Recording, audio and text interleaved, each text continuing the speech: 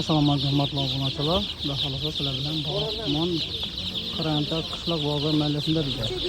Bog'or mahallasi o'zlarimizning mahallasi. Lekin kerak mashinada atkalib bizga sotib ekanlar. Mahallaga gulxolar tarqatib o'zlari borib mahallani yurib sotib ekanlar. Arzon ajoyib go'jalayman Qirantalarga. Mashinalardan bor ekan hali. Mashinaning ichidan. Mashinlar nomi ko'p. Jo'jalar sotganlar ayting.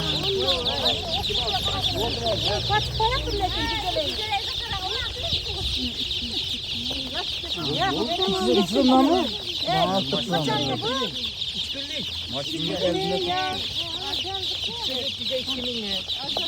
İki milyon ya.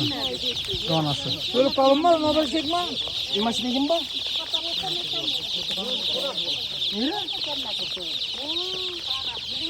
Böyle kalınma mı? Hemen konuşacak mı?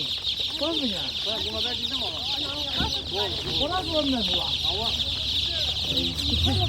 Hemen güzel bazı kapı vardı. Alacak mı bu zamanı? İşte yemeğe de. 2 milyon derdi. Donasını. Bakalasan. Muratcan, nömerlerine nasıl var? Bekler. Nömer zaten kanı dastlabki ve menese bor abi. O'zingiz mashina yurgandan keyin 99'luk nömer. 99'dan 947 947 51 37. 51 37 adınız kim? Jalal Cenab. Jaloliddin Ağadayına yetkazib berish xizmatlari ham bor ekan. Misol uchun bizning hozir bu yerda bozor mahallasida bo'lsalar, ertangizlari boshqa yerda bo'lsa mumkin. Telefon chaqirib ya sho'rab yetib borib ham olib ketaverasizlar. Yaxshi joylar bor ekan.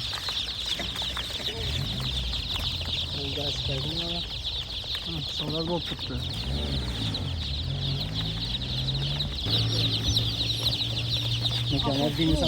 O'rtoqlar bular hammasi xo'roz lekin bir xil hammasi xo'roz. Uyda mekonlar ham bor ekan. Har xil narsa yoshlari. Misol uchun bular 2-3 kunlik bo'lsa, ular haftalik, 10 kunlik, 20 kunlik ana shunday ekan. Ular adimiy sotiladi ekan. Kimlarga mekon kerak bo'ladigan bo'lsam, shu nomerlarga telefon qilsangiz, xudo xolasa yetkazib ham beraveradilar. Ya borib, ko'rib olishlaringiz ham mumkin. O'sha aytilgan nomerga telefon qilaverasizlar, xudo xolasa. Javobini olasiz. Ne koyuyorsun bu acaba dinle? Savdo bo'lib turibdi. Mekanlarda katta joyda yurib olasiz. Hozir biz bular